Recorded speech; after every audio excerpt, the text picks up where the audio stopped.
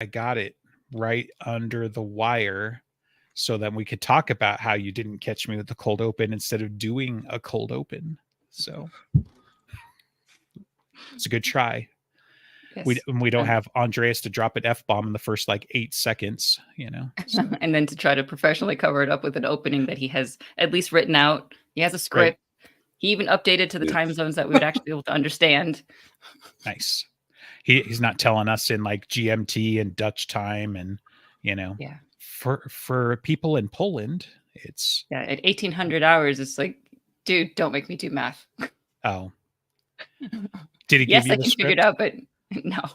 Yeah, so he didn't pass the bus test, So he's not here today. Too much hookers and blow apparently. So because he didn't know what time it was either, because he couldn't keep track of daylight savings. Oh, right. Did we have another one of those again? Yes. Yeah. Okay. Yeah. So this is our twice a year, shifting by an hour is hard. So he'll catch up to us next week, right? Because we're like a week different too, is the other thing where it's like. Yeah, he'll probably be on the same point next week, but is he going to show up on the wrong day? That would be funny. Where is everybody? Yeah. So yeah, this is where I point out that it's like people that get worried about, secret world governments, but also people who dream of like a Star Trek unified government like me. We can't even agree on standardizing daylight savings. So I'm not really worried about somebody being able to take over. That's where you get all other science fiction that's addressing that issue. And even in Star Trek, it took the eugenics war in the Third World War and meeting Vulcans. Yeah. And that's what it took. So in Ender's Game, it took the buggers. I appreciate using their I appreciate using their formal name. So Yep. So sorry. See, people forget we're not just Dresden Files nerds, and we're not even just like pop culture nerds, right? Like the nerd goes deep, right? The marrow of my bones is nerd. So anyway, it's getting pretty nerdy even for me. So all right. So we should go do the nerd on this thing that we've signed us up for months now. We are 50% of the way through Aeronaut's Windlass. How many parts has it taken? I've lost count. Chapter 34. I've been gone for the last 3 podcasts, and you're still on the same book you were when I was on last. So, that's all I'm saying. It's a really thick book, and there's a lot going on, And there's not a lot. We don't have a lot of ideas on what to do podcasts on. So why not? Unfortunately, we've got like a 6-month backlog at this point, right? Because we've been talking about this one book, but yeah, like it's feast or famine, right? So. Okay. Chapter 34. We had this ominous thing of send them up the ropes of Cavendish being evil to somebody. And then the cats were getting really freaked out when Bridget and Folly and Rao were asking for help and like, oh, would you please like participate or at least tell us some information. And the cats kick them out and say like, no, we're not touching anything. And deliberately, you have to go through that tunnel to get out back to the human areas. And Rao's pissed off and they're being tracked by or escorted by armed guarded cats. So they have battle spurs that are lashed to their hind legs that have all sorts of like spiky little metal things that have to be created by humans. And so at some point they had a bargain with humans to forge and craft these things to put them on cats. An arrangement with a capital A. This is a thing, sorry. It's a world thing. It's a Jim Butcherism. Cats have arrangements with people and with other tribes and stuff like that. So, but yeah. Okay. So as Raoul is being pissed off about all of this, he's thinking of course, the cats are right to be distrustful of humans. Like cats like to do this thing of feeding the kittens and then the kittens never learn how to hunt. And it's abominable that a kitten would just become dependent on a human. Bridget, go get me that thing. It's so easy to see how cats domesticated themselves of just like, go get me the thing. But it's all very strange. Like you must go down that tunnel it will lead you to the human section. And oh, will it? Yes, but you aren't going there. He's mouthing off at the guard, and the guard says no. And so Raul accuses him of being afraid, and then they almost fight. And Raul says like he's the biggest, baddest one, and he stares them down, and they all look their eyes away, and so they lose. And then eventually, with dignity and pride, he mentions to Bridget, like, okay, shall we go down this tunnel none of us want to go down? And Bridget's trying to understand everything. It's like, okay, should I carry you? Like normal? Your Highness? But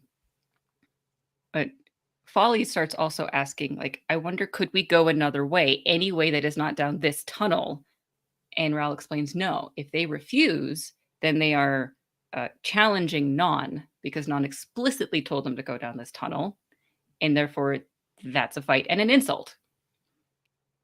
Okay, so they're clearly going into danger, and Bridget says Folly should be on the right-hand side of hers, because so she can have the gauntlet on the left hand. Bridget's asking, like, would you hold up the lights, please? Because she's still only thinking of the crystals as lights. Of course, that's all she's seen Folly do with them. Yeah, and they're lumen crystals, right? Lumen, yeah. Light. They can do so many things, but all Bridget's ever seen them do is light things up. Raul will go in front. Please do not tread on my tail. I find it demeaning. And then there's a strange scent in the tunnel, and Raul noted it immediately. It's some form of creature flesh, and he recognizes it, but he can't put it towards yet. There's a foul taint to it that Raul had learned to associate with poisonous, inedible kills while he was still a fuzzy little kit. So something particularly strange and perhaps particularly dangerous had recently been down this tunnel. And Folly points to the ceiling, or she can at least know and sense that something is going on in the ceiling. Yeah, she's, I mean, we're going to see it in a minute, but she's using her future sight as much as anything too, right? Because you'll see her react before, stuff and whatnot. So perfect mug for today. Thank you. I know, right? The other ones were a bit indisposed, and so, okay, I'll be cats today. There is a hole in the ceiling, and then they see these ropes just kind of hanging from it, but they have no idea what Cavendish is saying, and so we, the reader, get to think, oh, this is the big scary thing. Yeah, this is what they call dramatic irony. So, right, and Bridget's surprised, like, what are they made of? Because they're kind of thick. They are actual ropes, and Folly describes that they are ether silk, but ether silk is silk, right? So it's supposed to be thin and fragile, not anything that is that hardy and can be that thick. Only if you catch the bastards while they're still small. So, like, it isn't rope, Folly told her jar, but she doesn't know that. She's probably never seen what it looks like before it's harvested. And then it's like, oh, silk weavers, spiders, big scary things. And then Bridget has a moment of like, but silk weavers are on the surface, and like these 2 points don't connect. Yeah, aren't we about a mile up from there? Like 2, maybe. So, well, they're 2 miles tall, and Habel Landing is about the midpoint, right? So we don't know where it is on the. Is it midpoint, or is it somewhere higher than? I think they talk about it being about half. I don't remember if we get like which level it's on, and like some of that. I don't have the details, but I want to say it is about half. I think it's specifically termed like it's the midway point, to the surface, and so they kind of got industrious a few generations ago and decided to dig through the nigh indestructible spire stone. Yeah. To create themselves a freaking dock. So, yeah. Okay. To weave a strand that big, they would have to be enormous. And God in heaven, what lunatic would attempt to tame them? Fools have been trying to domesticate them for their silk for 2,000 years with no success. With no survivors, she says. Yeah, right. Yeah. In my opinion, humans are sufficiently foolish enough to attempt it again, says Raul. And then Folly reacts to something and says, watch out. And then it's like Raul and Bridget, what are you talking about? Yeah. And then the creatures start coming out from the ceiling. Future sight.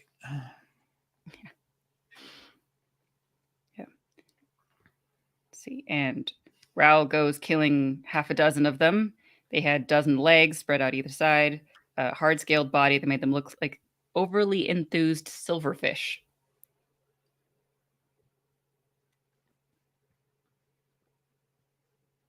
Raoul does awesome action scenes, and I'm going to skip past it because what part are we on already? Yeah. I don't know. 3 divided by 16 divided by 2. So, yeah. Bridget starts participating, not so much with the gauntlet, but she has giant boots on her giant feet, and she just starts stomping on them. Then, at the end, he's covered in silkweaver juice, and they tasted horrible. It would take him a week to get out all the goo and stench from his fur. And he says, well, I have saved you both. Though I can see, little mouse, that you are not entirely useless to me in this matter. As Folly's still panicking because it hasn't stopped yet. So yeah. Yeah. And Raoul points out that she didn't use her gauntlet at all. And she said, I didn't have time to aim it before they're bouncing all over the floor. And then the boots. And Folly's still, panicking in the background. And Bridget said, or Folly says, so that's what it's like. Weavers run. And then Bridget says, Folly, it's all right. They're dead. We've killed them. And Folly's responding, Bridget doesn't know. Bridget doesn't. There. And then more come out. And that interaction is important because we get to see it in two different sides.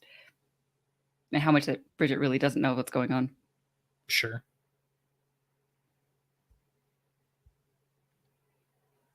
Yeah. Because then it switches to Folly's point of view.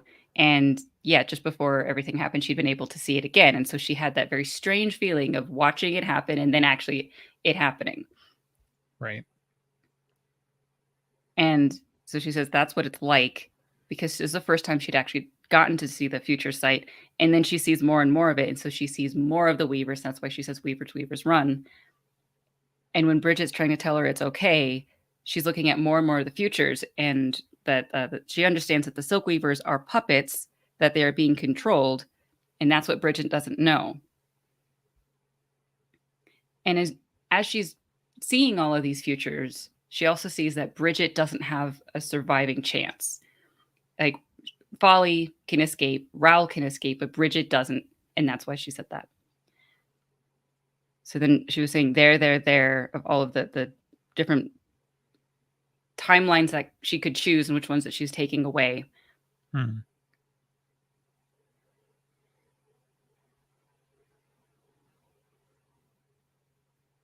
She's doing the Doctor Strange thing. So yeah. But all in a tiny little moment, her brain must be moving really, really fast.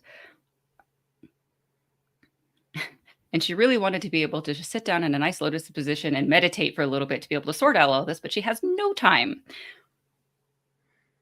She probably did that in one of the futures and was like, nope, that's out. Yeah. Okay. But they're passing through an area in this tunnel that has a lot of etheric energy, kind of like a ley line. And so she can make use of that because she's an etherealist. Yeah, I got the impression that the towers were channeling etheric energy, right? And that's probably how they're powering a lot of their MacGuffins and stuff. And so this was like, hey, there's a power node over that way. And guess what? I have an extension cord and a bunch of batteries. Let's see if we can make something work. Yeah. So Folly sees where this point is. She runs to it, and Bridget has to follow because Folly's taken the light with her out of the jar. And this is when Folly decides to do the awesome magic thing for a moment, and she throws down the jar, releasing all of the crystals and making use of them as 989 bullets, I believe, essentially. Yeah, she talks cannons, right? They're like gauntlets, basically. So, yeah. Oh, are they gauntlets, or I thought they were moving instead of firing? There's a big explosion. That's what I remember. So, fair enough. Yeah. All of us together now, she admonishes the crystals.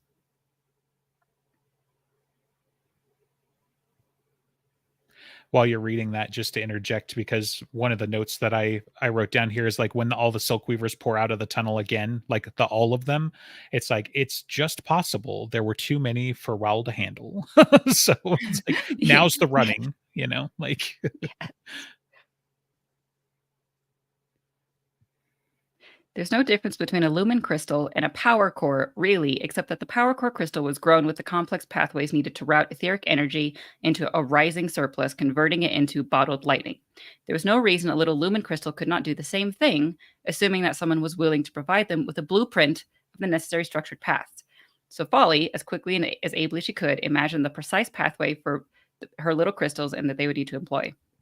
It was a fairly elemental exercise. 89 times. But doing it 1,000 times all at once is something of an ambitious effort, more so than any she'd successfully used in her practice sessions.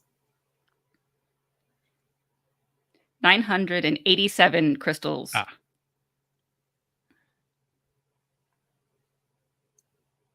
So she modestly imagined 987 patterns, one for each of her crystal, to show them the energy, how to use the energy she was feeding them.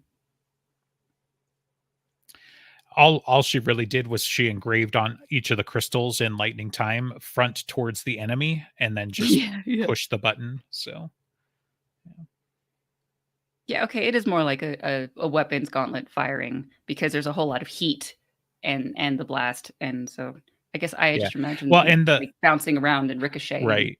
Well, and we'd had that conversation too. Like I had forgotten about this moment prior to rereading, because it was like, that's a very Animate Objects D&D wizard type of move, right? Is to use them as projectiles, physically. But yeah, she causes this giant explosion of etheric energy by using the conduit.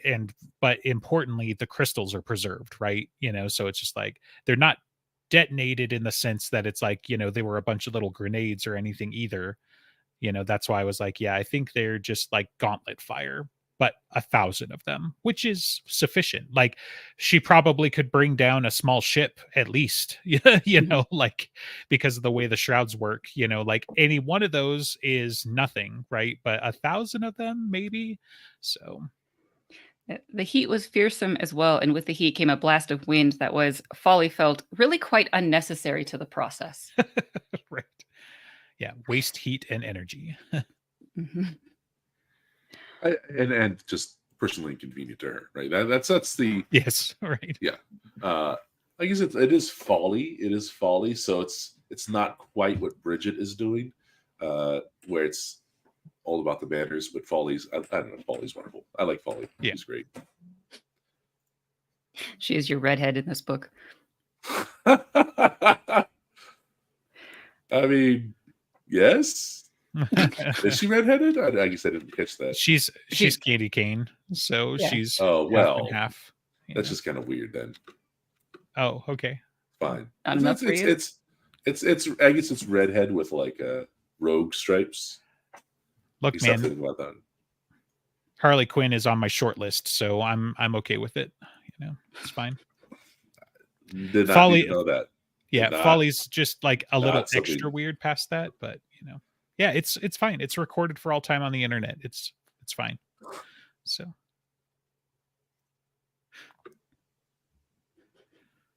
right. So all of that blast and heat and wind knocked them all on the floor, and then they're all just having to recombobulate themselves. And Bridget is quite shocked, and she's staring most definitely at the ceiling. She has a large scorch mark on her chin, and she's blinking several times. And Raoul is standing away from them, kind of the other way, and all of his hair is like popped up, and he's just like very freaked out.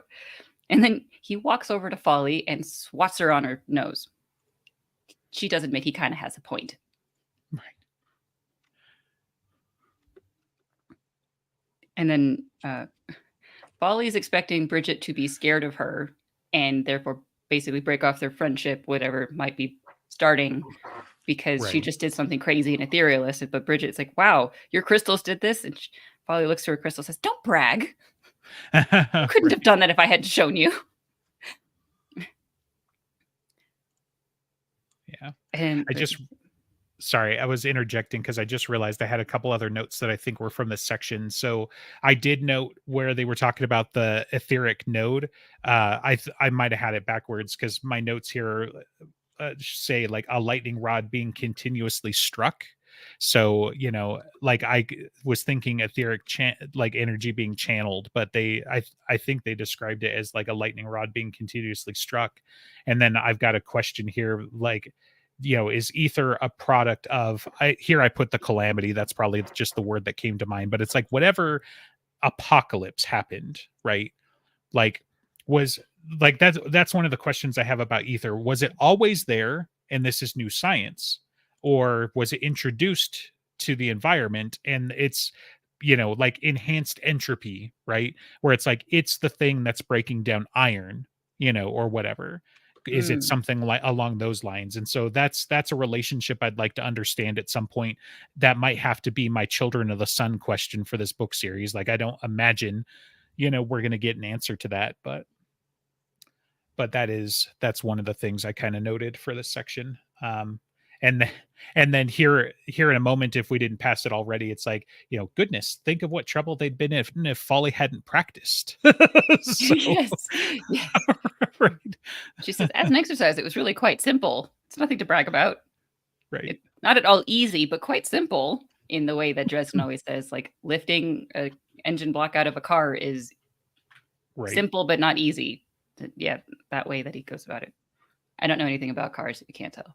Well, like, I think it's Archimedes, right? Maybe Master Ferris, this one, but like, if you give me a fulcrum and a lever long enough, I will move the world, right? That is easy, but it's not simple. It's simple. Or it's simple, whatever. but it's not easy. Yeah, Because you have to, go. So you got to have nearly an infinitely long lever, right? So, so yeah, it's just, it's that's another example, but he uses the car engine one a lot. He probably got told that as a teen and it really stuck with him. So.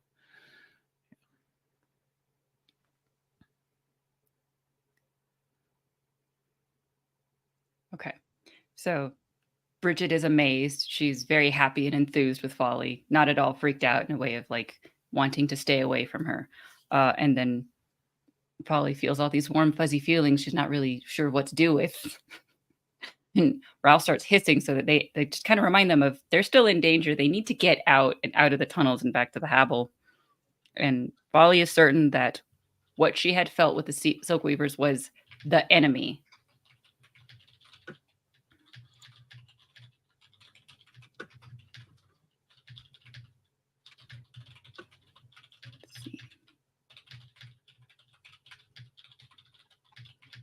Okay. There's a couple of more that attacked a little bit, but Bridget smushes them, and Raoul confirms that they should be the last. And then he asks, can I use my metal circles to hire a human to clean my paws? Is there a human who could do so competently? Bridget just says that she will do it. It's like, but I desire competence. If you would just use your tongue instead of a washcloth. Right.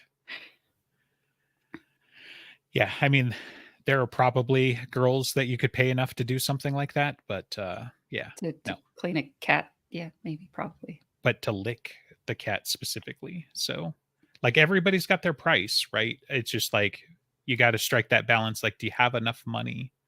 And is it really worth it? So, or heaven forbid, do you just go jump in the water and suck it up for a minute?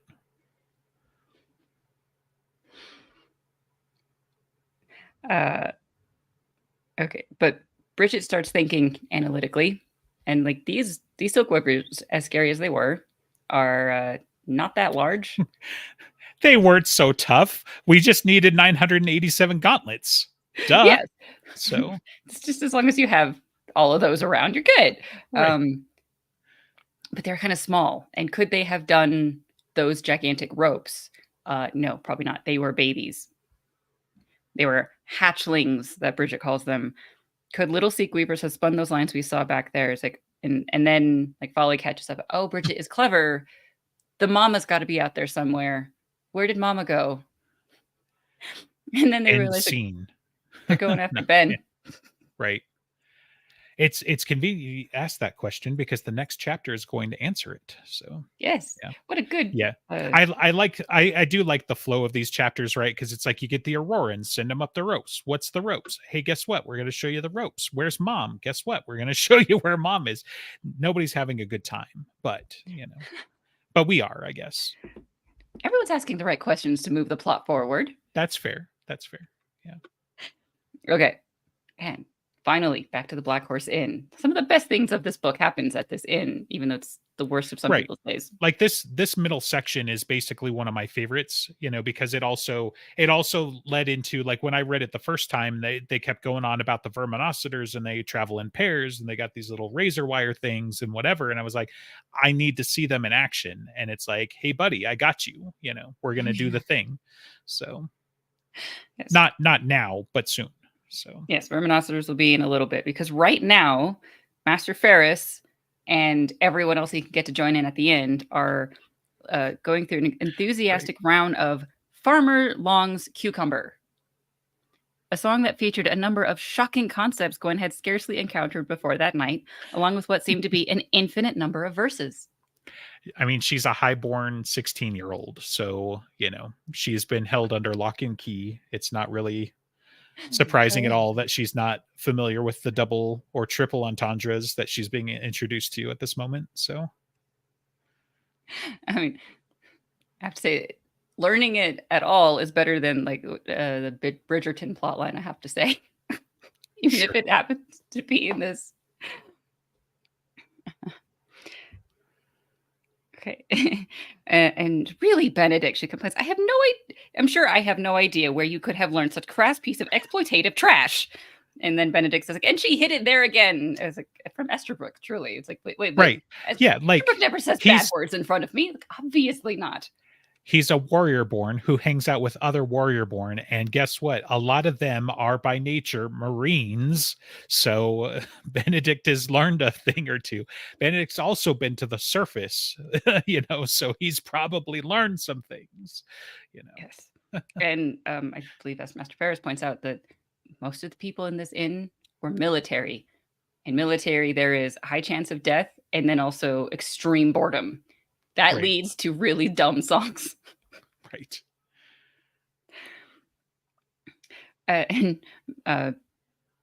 Benedict describes that Marines on an airship apparently make a custom of writing more verses to their favorite songs during their tours of duty. Only the best, and Gwen says, you mean the most obscene? Yes, of course. Only the best are retained. But even after so many centuries of sailing tradition, they're going to go on all night. Right. We'll pass that if they don't get tired of it. It's like 100 bottles of beer on the wall, but instead of bottles of beer, it's verses of the song. It's also. I mean, it's. Have you heard shanties? Like it's all that kind of stuff. Right. Yeah. Right. It's. I mean, at all the times that the ship is referred to as your favorite girl, there's also all sorts of double entendres about how she's best on her back and that sort of thing. It's amazing. I just memorized all the shanties in Black Flag once, and so I just kind of got this percolating in my head while you're talking about this. Like, it's kind of just it's soldiers. It's what soldiers are. It's what they do.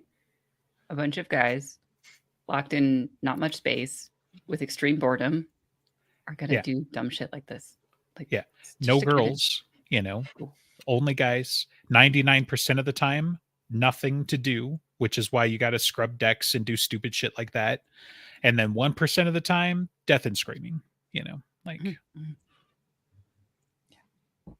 In exchange, they're going to make really dumb verses, really obscene verses of songs. Amazing art. Let's not pass judgment on their poetry skills. Okay. Like, art can be dumb. Yeah, no art shaming. Okay. No, none. One wonders, as Benedict saying, where Master Ferris learned all of these things. He said, I was a Marine, of course. And then he screams, Semper Fortitudo. And then he turns into being lecturing at Gwen again. Fortitudo, Miss Lancaster, an old word, even by my standards. Do you know what it means? And she says strength. And so the phrase means always strong, which is, of course, a slightly different than what we see now, Semper Fidelis, of always faithful. Right. And then he starts like, but what kind of strength? Let's get into that philosophy. What does strength really mean? Fortitudo refers to something quite specific, not this kind of brute power. It means more inner strength, strength of purpose, moral courage. Strength required to fight on in the face of what seems to be certain defeat. The strength to carry on faithfully when it seems no one knows or cares. And the strength to sacrifice oneself when that sacrifice is what is required for the good of others, even when one could offer someone else up instead. Especially then. And Gwen's like, I don't know how to say polite words here. It says, yes, it's pointlessly trivial, isn't it? Right. Very, very likely it strikes me that this, phrase started percolating around, the apocalypse, right? Where it's just like, it's you versus the end, like holding the line and that sort of thing. Like you could see something come out of that. Because tell you what, Latin's a dead language today, let alone 10,000 years from now, so. And the old world makes me think of something you were talking about when you were talking about the ether silk thing. Like, yeah, is it that the spires are like the landing ships of kidnapped humans and the etherealists? You know what I mean? It's, right. it's like a true, it's a true StarCraft lore Protoss thing, where humans are the uplift species. Yeah, I mean, right now my working headcanon, because of the map and spoilers, if for some reason it's been 5 months and you haven't 4 months, that's true. I forgot about so that. so I think we're definitely on Earth. We figured out where all the spires are relatively. Olympia is still a little bit of a question, but I think we've matched up the maps close enough where now I've just got questions why it's called Olympia more than where it is and whatnot. But yeah, so like that's why I'm just like, somehow, some way we pissed somebody off at the height of our, I'm a Destiny player, so I'm thinking Golden Age is what they call it, right? We pissed them off at the height of our Golden Age. We had the ability to make spires. We had the ability to make archangels. We had the ability to make all of this stuff, and it just was not enough. They were antithetical to us in some way, right? And they were able, it almost certainly didn't happen overnight, because also otherwise they would have just continued to wipe us out. There would have been no survivors, right? So I feel like there was some kind of slow invasion type of thing that happened, right? One of the theories, not that I'm like super, maybe it's in my top 3, is it's like, ether seems to have something especially to do with the sun. So is there something that they, like, again, is it a new science that we just didn't know about, or did they infect the sun somehow with this energy and it just start like eroding shit and mutating creatures and stuff? And like I think part of it too is like I'm pulling from, if you've read the 3-body problem, right? There's a lot of this like really advanced science, Clarke's third law types of stuff at play in the 3-body problem. Certainly like the second and third book, if you haven't read them. So I'm thinking we got the attention of something in the dark forest, and it started pushing us back and whatever. And so like there are an infinite number of branches, even with just those couple of questions and stuff. Cause it's like, if we were that powerful, were we an extra solar empire? What are all the other planets doing? Where did we piss this thing off and what did we do? And, it's possible that it's just like, well, we tried to go colonize one planet and wouldn't you know, it was just the wrong one and we pissed off the locals or something. But there's just, like I said, practically an infinite number of theories that kind of associate from that. And so I just try to figure out what's going on Earth and why, and we get pieces, but it's more like we answered one question and added 15 in the second book, because it's like, cool, we've got a name and now I don't know what the hell that thing is. And now, because it's got a name, though, that does tell you something about its nature, potentially, at least it narrows the field a little bit, so, because there's so many parallels here too with, what's going on Earth and the Vord. Like so it's also like, I don't think he's doing the Vord again, and I'm pretty sure he isn't. But, I mean, for crying out loud, we've got sword mantises again. So those are almost a form for form. Like, I get it. They're a really cool monster, that sort of thing. Mist Mauser, though, they're their own thing. And like, do those just grow locally, or do those get brought in? Because to me, that would be like a Zerg Leviathan, is something they introduced in StarCraft 2. And so it's just like, those are gigantic, those are spire-sized creatures. What does that eat? How does that get around? Just like,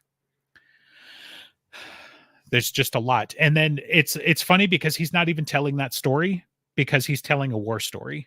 Yeah, all that story that's happened already. That's just set dressing. Right. And so it's like, I think he's answering it because he knows that readers are going to have those questions, and that's, we're going to ask what the children of the sun are. And yeah, right. So I think we're going to get some of those answers, but at the end of the day, like, it's certainly not going to happen till like books 5, 6, 7, 9, whatever. Because right now it's just like Aurora and Albion are just punching each other in the nose, so I do think it's a little bit different. I do think knowing the background is important, just so that you don't write yourself into a corner. Sure. Right? If you know kind of lay of the land, you kind of have a set of boundaries. We'll also have a couple of hints if you want to build off something later. So I think it's a more of a practical thing. Also, it gives it verisimilitude. It's an effective writing thing to talk about world building. It makes it seem like a real place with real connections to other places that are mysterious and interesting. I think it serves a lot of purposes, and I don't think we'll get a book on the Children of the Sun, but it's nice to know what they are. But what did you say they were? They're plants. They're plants. That's right. Yeah, here we were thinking they were Egyptians or some nonsense like that, and then I mean, they could, of course, the plants. I mean, sun. I mean, yeah, right. It just makes sense. Could have been anything. Could have been anything. Right. Everyone likes the sun. Yeah. The Beatles like the sun. Yeah. What's the number one deified, object on our planet? So which culture sun, could that have been? Right. Big thing in sky. So, right. Life giver, and all that stuff. And then it would have been interesting to see how Children of the Sun react with the waterbenders and firebenders they have in the Lara. I know it's not waterbending, firebending, but you know what I mean. Well, no, I mean, yeah, the firebenders and earthbenders probably gave them hell, which is why they, retreated into the Feverthorn jungle and made it a nuclear wasteland, is kind of the impression I got. Was like, people go there and get sick. And so it's just like, yeah, I mean, again, that could be a bunch of stuff. Humans are kind of fragile, right? But it made me think, like, yeah, I mean, do they have some kind of like radiation source? So they were just like, doesn't affect us, we're plants, but good luck everybody else, type of thing.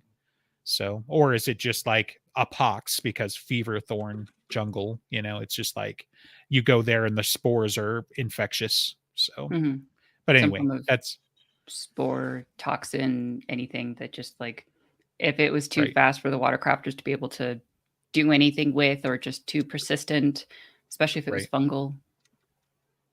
Yeah. Maybe they just grow what's that poison? So they just grow that poison everywhere. So the one that Nvidia had, that Fidelius was a fan of. So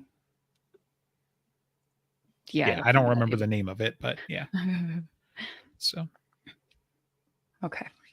So back to this world and these problems and the ones that Gwen has caused. Because she doesn't cause problems. She caused this one. She caused one of them. So Gwen is trying. This is Pike. Okay. Yeah. There's some small responsibility she may bear for what's happened here. Yeah. She's trying to say, Ferris, it's really late. How about we just like stop partying?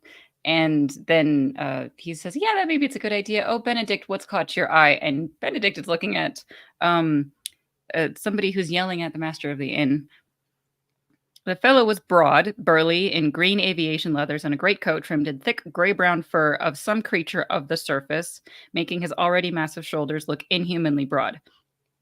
his face is ruddy and getting ruddier, and he slammed a blocky fist on the bar, and he's yelling of like, what? Because he is the one who had those rooms that Gwen stole for a lot of money. Right. I think I now see why your host was so reluctant to rent you the room. He's already promised it. Gwen's like, but that's not a fleet uniform. It doesn't matter if it's fleet or not. Someone else bought it. It's not a uniform at all. He must be a private captain. And Ferris says, Olympian, I should think from the colors and the fur trim. Olympian, and it would seem possessed of a fury, which is funny if you know enough of history. But not that history. Yeah.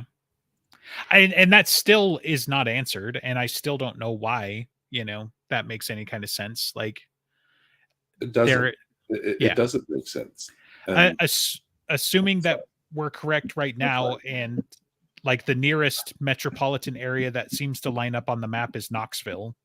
And so I'm like, if anybody local to Knoxville or has lived there or something wants to fill in the gaps on why there is some reference to Olympia or Furies, I would love to know, but I haven't been able to find it. So they took the name of Olympia, and therefore they got to lay claim to the Greek mythos. Yeah, except for like, Athens is right there, right? So like it's Atlantia, but Atlantia is literally next to a town or whatever, called Athens. And so that was one of the other things that kind of threw me, was like, right, Atlantia is a thing, which also is kind of Greek because, Plato and all of that stuff. Sorry, super deep nerd cuts today. But it's like all of that makes sense. But like, I was like, oh yeah, cool. I forgot Athens is a thing right next to Atlanta, therefore Atlantia. So still not Olympia, so like that connection doesn't even, you're not wrong. It just doesn't make the most sense. Right. So it's like, if that's the case, why, so. Yeah. Anyway. Yeah. Also, flash of inspiration, I would totally cast Idris Elba for this guy. That's what just popped into my head. Was like, so. But except for the description of ruddy, because that implies a lot of red on pale skin. But yeah, and the energy, sure, I'll agree with that. I was thinking reddening, but not necessarily. If it's implied it's on like pale skin or something, then that's a different thing. Often it is like someone who's out on ships, like the sun is reddening their skin, and so it has that ruddy look to that. It was considered very manly for any and all of the seafaring cultures. Right. Right. So this Olympian is very angry, and the innkeeper basically pointed at their table of Gwen and Benedict and Ferris, and he starts stomping forward. And Gwen had attained some modest skills in hand-to-hand combat arts of the waists, but she had, or so she thought, no illusions about her ability to deal with a much larger or better trained opponent without the element of surprise to support her. And so she's like, Benny, do a thing. In other words, I think we should shoot him. Yeah, talk to him, or I'm going to use the gauntlet. So, yeah. And Benedict says, I'm not the one who bought his bit out from under him. This looks like the situation needs smoothing. Right. It's got your name all over it. And she talks, I'd rather not be transmogrified into paste while trying it. And Benedict just like, did you even think about talking to him? Like using words, grown-up words. And her response is, he doesn't look like a man who would react well to threats. That's not talking. Right. Look, we all understand that you're a knife, but there are other uses, Yeah. And Ferris is like, an extremely fine coat. They don't give that to just anyone, do they? He must be important.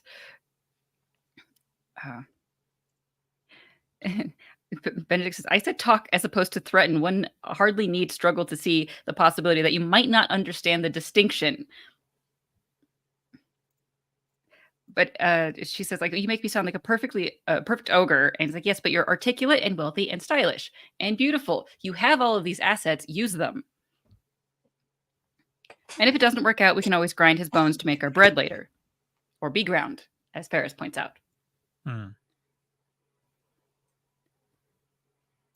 Oh, his name changed. Did it? Yes. Or maybe there was a typo somewhere. He introduces himself as Pine, Commodore Horatio Pine of the Half Moon Merchant Company out of Olympia. But I swear in the next book his name was Pike. And that's why I was so confused. Right. That is confusing.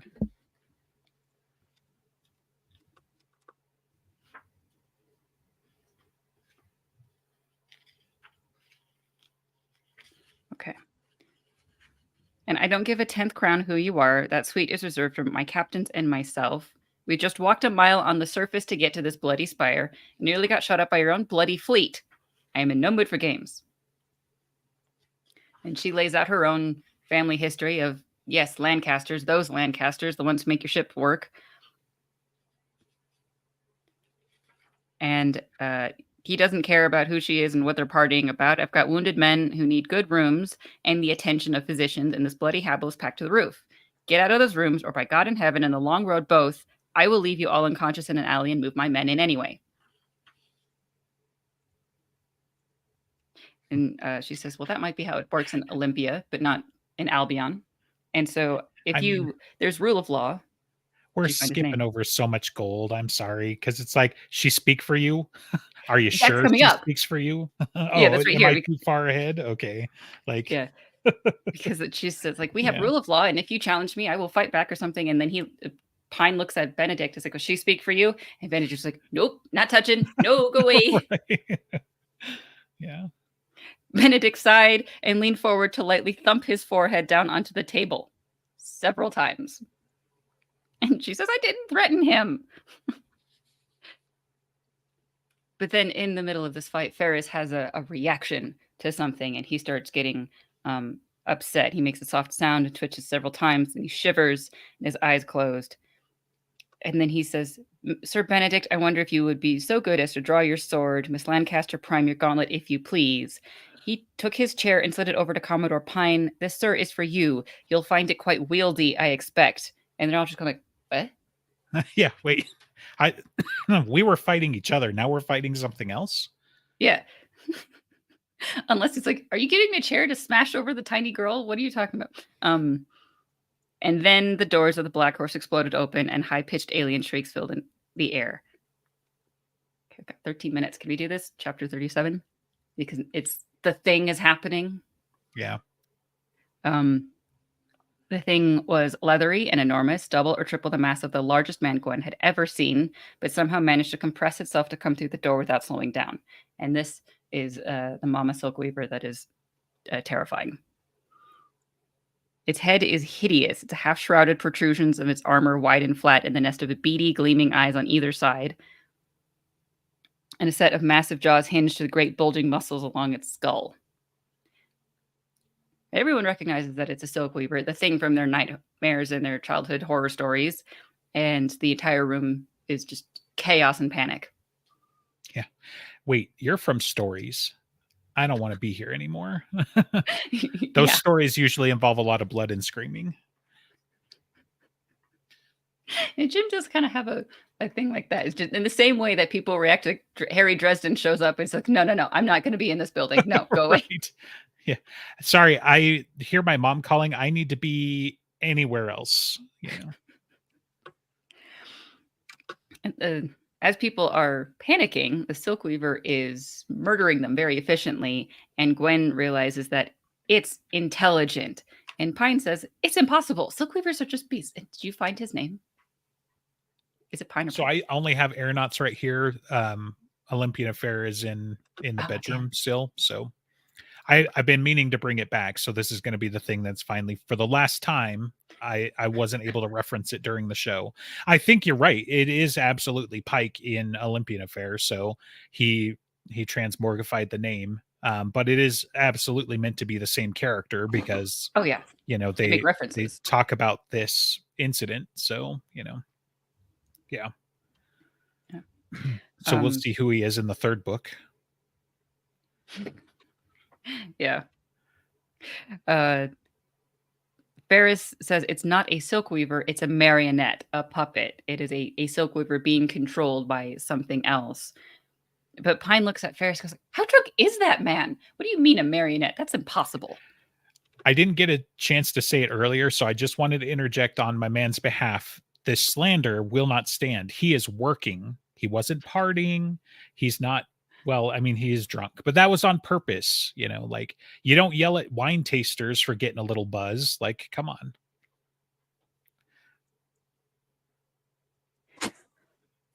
All right.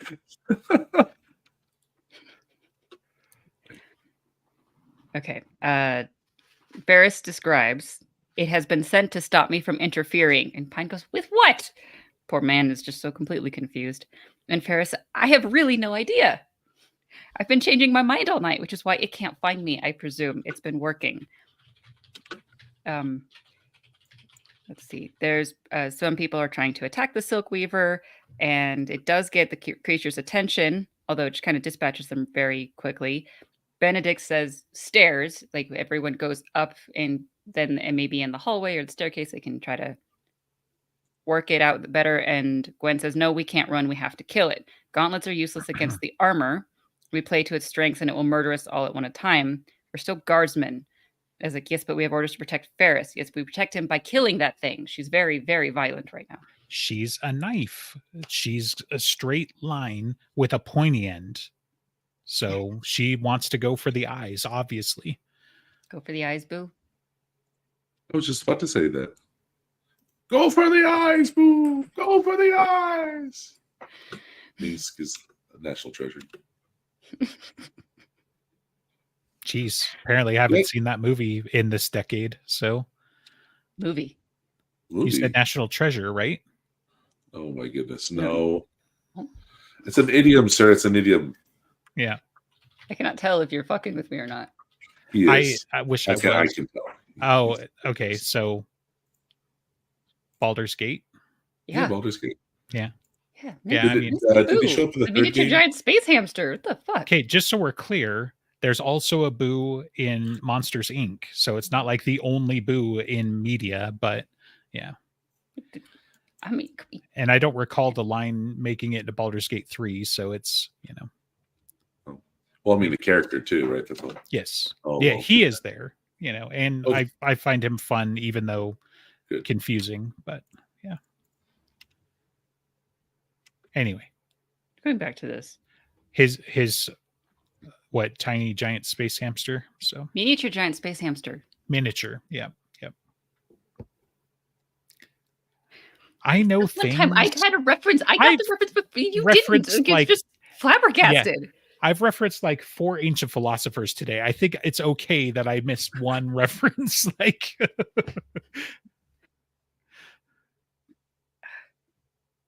okay. Silkweaver, chaos, people dying. Gwen wants to kill the thing. And she turns to Ferris and says, can't you do anything? And he says, I'm afraid my cane is upstairs, and without it, I can't do anything significant. And it would have given him away anyway. And if he does anything with etherealism, then it's going to point the target right on him. So he's hesitant. And she says, go get it. And he says, but there are doorknobs in the way. Yeah. Curse my one weakness. Doorknobs. Yeah. Okay. When it goes for the stairs, we'll attack it all from every side. And Ferris says, the Semper Fortitudo again. Everyone all clamors together. They all know how to fight in a group. And someone says, are you insane? That thing will kill us. And Gwen turns to him, tiny little 16-year-old Lancaster, and says, God in heaven, man, do gather up your scrotum and fight. Right.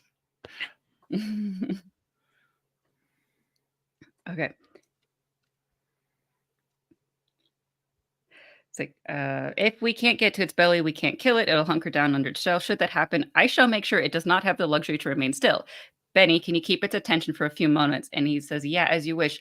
Are you planning to threaten it with treason, cuz?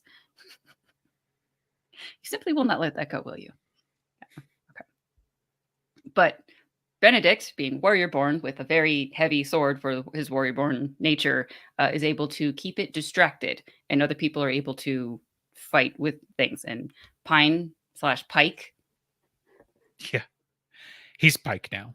But Pike, he was whatever. Pine now then. now? I'll go with this name right now. He's Pine right now. Yeah. He's got that chair. It is wieldy. It is helpful. The chair had a wooden seat, but the rest of it was made of coppered iron, so very heavy. And Pine is large enough to be able to smash it over the silk weaver. And in a brief moment of weakness, Benedict attacked.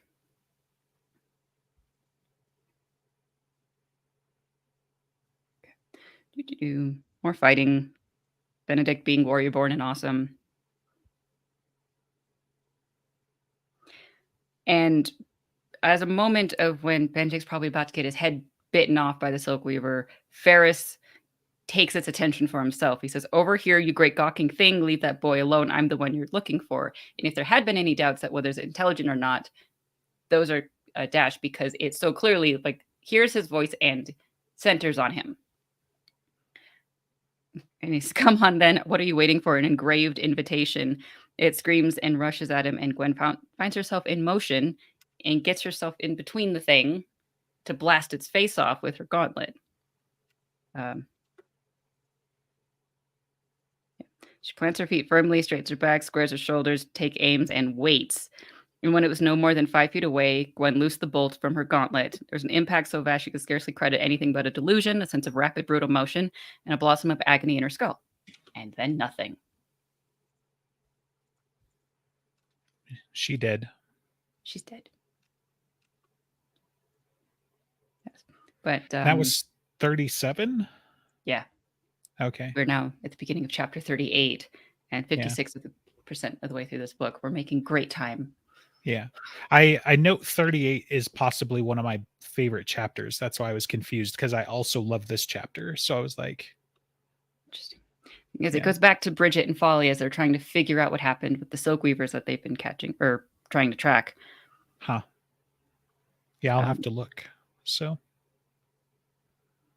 Yeah, they go up and look at the nest, I believe, to see what is there, to see how big are these things going to be.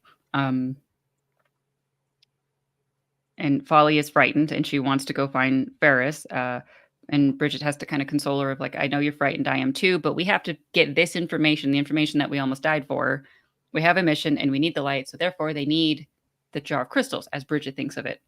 But Folly has other ideas, and she just kind of like sticks the rope in the jar and then asks the light to go up the ether silk because it's ether silk and she's an etherealist, and it works. And so the whole cave of nest kind of lights up. Yeah, if these guys ever get back to the technology age, they're going to be able to use this shit as fiber optic cable and like just wild. So internet. Yep, fast internet speeds, lights everywhere, But that means cloaking technology, just if so you much. are on the other side of a game of an etherealist and he doesn't like you, he can just shut it off, couldn't he? Yeah, but I mean, is that different than hackers today, so they might have a little bit of an easier time. Right. Yeah, I think the risk there is that if it goes into the future and etherealist doesn't like you, he can't just disconnect you. He can Star Trek blow up your computer and just like you just like and blow up out the backside. So that makes sense, actually. That's going to go into my headcanon now. So Star Trek is just the future version of this, and all of their shit's powered by ether silk, which is why it keeps exploding all the time. You're welcome. Okay. That explains their special effects budget. All right. So yeah, 38 is really just the they're looking at the nest and oh my God, it's big. And they really, really, really have to get back to Ferris. Yeah, and that's why the 9 claws were all huddled together. But yeah. Okay, so now they have to go back to the Black Inn, and we don't get to go back to the Black Horse Inn yet because we have to be with Grimm, and Grimm gets to hear that something happened, but perhaps we should save that for next time. Yeah, because they go get the verminocitors first, and then they go to the Black Horse Inn.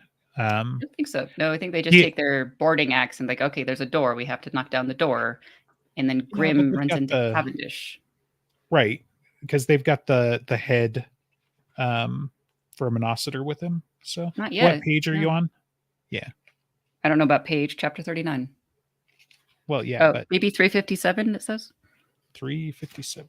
We can start there in 39. Yep, good job.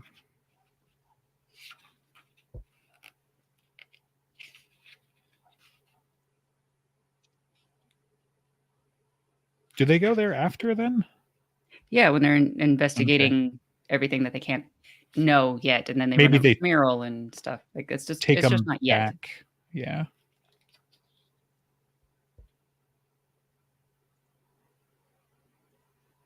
Okay, and he's doing his cooking and stuff. Anyway, we're out of time. I'll just defer to you in this moment, but yeah, I thought he was there with them when they saw Cavendish, but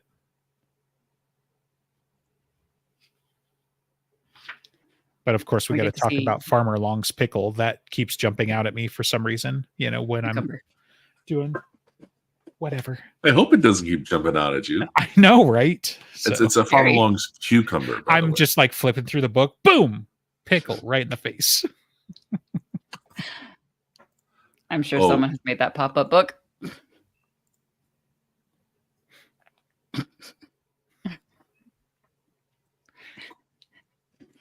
Yes, I'm sure, but thanks for putting that in my mind.